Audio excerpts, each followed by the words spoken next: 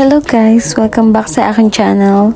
At for today's video, mamumulat na naman tayo ng mga basura. Galing nga po ako sa work niyan. May nakita nga po kaming electric pan. At saktong-sakto, mainit yung panahon dito sa Australia. At naisipan nga namin ng asawa ko na tingnan namin kung gumagana pa ito. Alam nyo ba guys, sa Philippines, masaya na kami kapag nakakabili kami ng electric pan. Yung tipong makabili lang kami ng isang electric pan, sobrang saya na namin. Pero dito sa kanila, tinatapon lang nila dito sa Australia. Kaya sobrang thankful namin na makakita ng electric pan talaga. Kasi dito guys, tinatapon lang talaga nila. Kita nyo naman, madumi pa, ayun. Kaya iuwi namin yan kasi sakto-sakto. Kasi mainit ang panahon ngayon dito sa Australia. Kasi meron silang 4 season.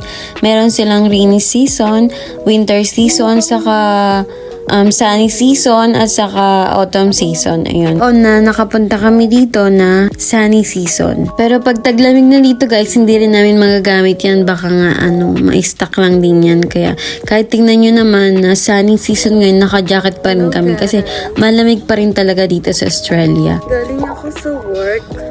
Sa kaming electric pan. Tignan namin kung gagana siya.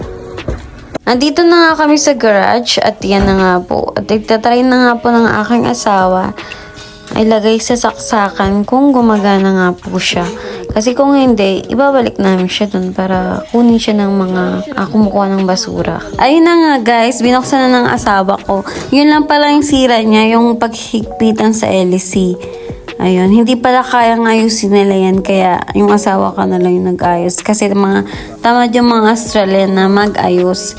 Eh kasi mura lang naman talaga dito yan. Nabibili lang siya ng $20 or mga $15. Pero kaya naman ayusin natin yung mga Pilipino, kaya kaysa bumili pa tayo, diba? Ipanggastos na lang natin sa sarili natin. Kaysa ipambili pa natin yan, diba?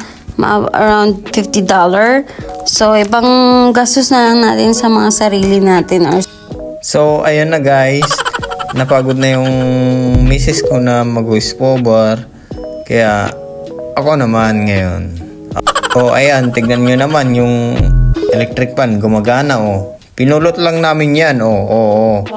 So, ayan na guys. Kasi, kailangan ko yung electric pan na yan. Kasi, nga mainit ang panahon ngayon, kaya kailangan ng mga taga rito ng electric pan ngayon. Alam nyo ba mga kababayan, sa Pilipinas pahirapan pa makabili niyan. Need mo pa magbanat ng buto para makabili ng ganyan. Pero dito pupunta ka lang sa kalye, may makikita ka ng mga ganyan, mga sa isang spot, may makikita kang dalawang electric pan. Sa pangalawang spot, makikita kang tatlo. Pati fridge. Siya na sa background, makalat. Oh, nalinisan na ni My Loves. Yan pa napulot niya. Dami naman yan. Hindi pa talaga sa Pilipinas.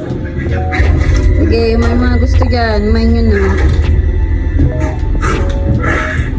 O, diba? Malakas yan, parang pang barbecue, no?